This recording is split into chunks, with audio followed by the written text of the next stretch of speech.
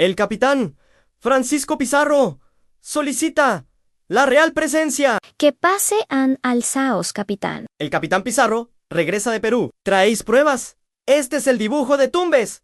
Majestad. ¿Y esto? ¿Allí? ¿El oro? Es impresionante. Tierras nuevas aún no exploradas. Se otorga a Francisco Pizarro el título de gobernador y capitán general del Perú, de por vida. Así lo juro y prometo.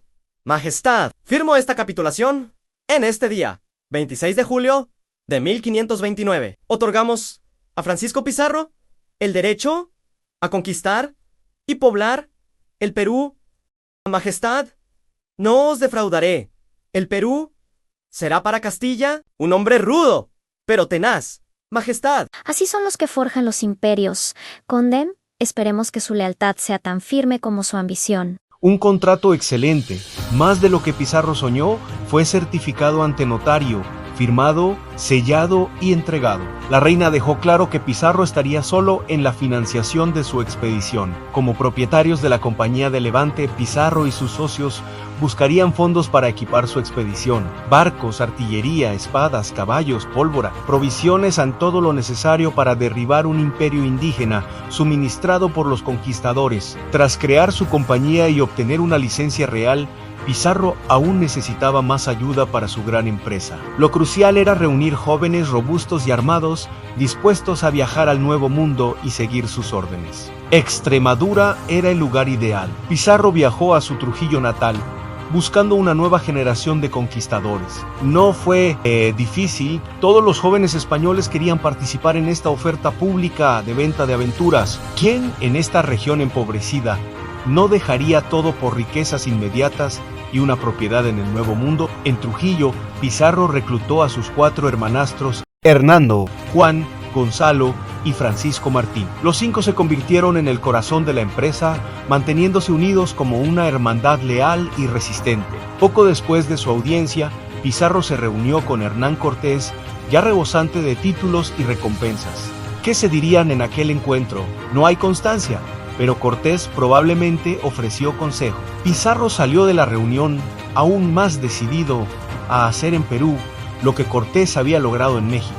En enero de 1530, Pizarro zarpaba de Sevilla con una pequeña flota de aspirantes a conquistadores. Ninguno de ellos tenía experiencia en el Nuevo Mundo, pero su ambición era inmensa. Pasarían casi 3 años, hasta noviembre de 1532, antes de marchar por los Andes. Pizarro y sus hermanos, con 163 españoles, marcharon por las cumbres de los Andes. El aire se hacía más frío y cortante, avanzando hacia su aciago encuentro con Atahualpa. El gran señor de Perú, Atahualpa, esperaba su destino. Al pasear entre las ruinas de Tumbes, Pizarro descubrió la situación militar general de Perú en aquel momento. Le informaron de que acababa de desembarcar en los límites de un imperio por el cual se habían enfrentado 2 hermanos reales. El gobernante del que oyó hablar durante su último viaje, Huayna Cápac, había muerto y Tumbes había quedado reducida a escombros. Sus habitantes, ciudadanos del antiguo imperio Chimú, se habían aliado con uno de los hermanos,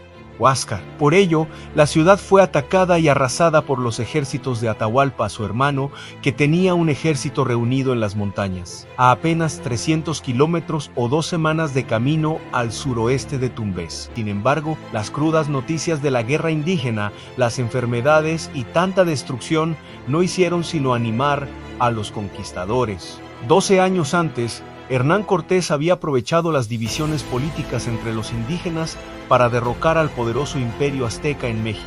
Y ahora, a juzgar por lo que oían, Pizarro había llegado al cabo de una guerra civil en toda regla. Indudablemente, el de Trujillo debió de pensar que, con un poco de suerte, podría aliarse con uno de los 2 bandos, ya fuese con el vencedor o con el perdedor, con el objetivo de destruir a ambos en última instancia. Pero lo primero era ponerse en contacto con una de las facciones enfrentadas.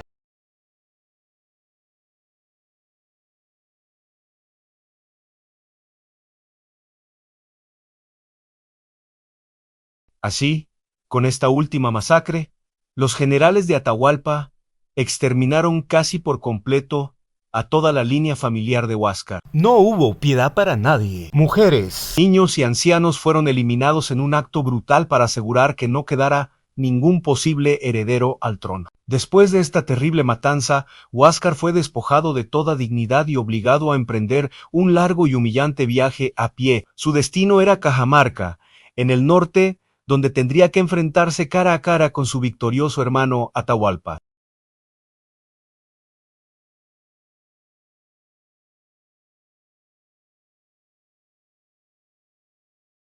Mientras, Atahualpa viajó en dirección sur, desde Quito a la ciudad de Cajamarca, en el norte del actual Perú, a unos 960 kilómetros al norte de Cusco. Allí esperó recibir noticias del ataque de sus generales sobre la capital. Los incas contaban con el más avanzado sistema de información, un relevo de mensajeros o chasquis. Las noticias sobre la batalla definitiva y la captura de Huáscar aún tenían que pasar por más de 300 mensajeros. Tardaron más de 5 días en llegar. Fue entonces cuando recibió confirmación de su poder. Era el señor indiscutible del imperio inca y emperador del mundo civilizado conocido. Con toda su atención volcada en la continua llegada de informes de sus generales sobre las batallas ganadas, Atahualpa empezó a hacer los preparativos para su coronación en Cusco, la ciudad de su juventud. Allí quería presidir los festejos habituales, procesiones, banquetes, sacrificios, y finalmente la propia coronación. A partir de ahí, Atahualpa tendría por delante décadas de gobierno ininterrumpido. Sus acciones y pronunciamientos como rey serían considerados actos divinos. Sin embargo, aún quedaba un asunto por atender antes de iniciar su marcha triunfal hacia el sur. En los últimos meses le habían llegado informes a través de los chasquis acerca de extraños forasteros. Al parecer, avanzaban por los Andes en dirección hacia él. Según los mensajeros, algunos de estos extranjeros montaban animales gigantes, bestias que los incas jamás habían visto ni conocido de oída siquiera. Tenían mucho vello en la cara y llevaban palos de los que salían truenos y nubes de humo. Aunque eran pocos,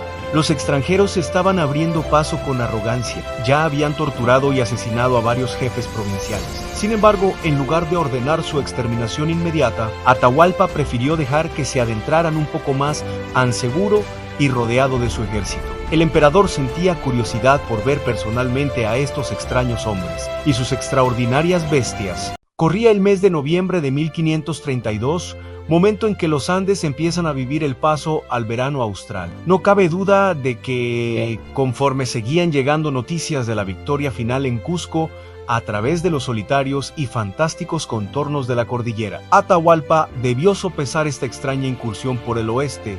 ¿Quién sería esa gente y cómo osaban meterse en un imperio cuyos ejércitos podían destrozarles con solo alzar un dedo? Al escuchar las últimas noticias sobre los atrevidos e insensatos invasores, entremezcladas con los informes que llegaban del sur a diario, Atahualpa alzó la copa dorada hecha con el cráneo de su viejo enemigo Atac, el zorro. Bebió un trago largo del borde de oro y hueso y volvió su atención sobre los asuntos más apremiantes que le aguardaban. En el corazón de los Andes, una expedición audaz se abría paso. Francisco Pizarro y sus hombres desafiaban la inmensidad. 168 almas, entre infantes y jinetes, marchaban con dificultad por antiguos caminos incas. La magnitud de la montaña empequeñecía a la expedición, pero su determinación era inquebrantable. Pronto, el silencio de las montañas dio paso a una escena desoladora.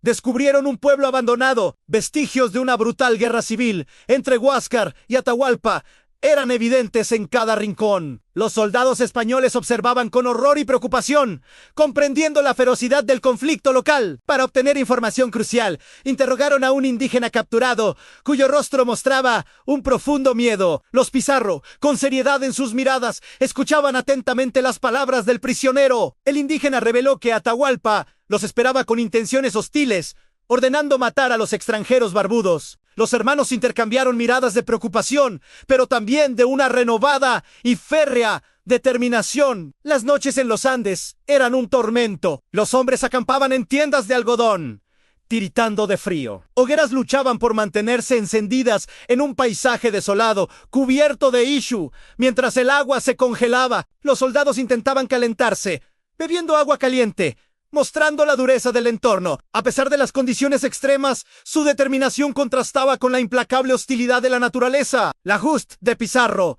pequeña pero cohesionada, avanzaba hacia el horizonte andino, un punto en la inmensidad. Los hermanos Pizarro, jóvenes e inexpertos, enfrentaban la magnitud de una empresa que cambiaría la historia. Francisco Pizarro, a sus 54 años, lideraba con una figura imponente, su ambición tan grande como las montañas. La cámara se eleva, mostrando la inmensidad de los Andes y el pequeño punto que representaba la expedición. Se dirigían hacia un destino incierto, pero lleno de ambición, forjando un capítulo trascendental. A la cabeza del grupo, montado en un caballo fuerte y hermoso, iba una de las últimas incorporaciones españolas, el gallardo Hernando de Soto, futuro explorador de Florida y descubridor del río Mississippi. A sus 32 años, ya demostraba un gusto especial por lucir ropa llamativa y pendientes. Soto había llegado en otro barco poco antes de que Pizarro saliera de Tumbes, acompañado de hombres de su propia elección, y Pizarro le había hecho capitán inmediatamente. Una expedición de conquista reunía a un grupo diverso de empresarios armados y autofinanciados, buscando su parte del botín. También incluía esclavos negros y 12 notarios,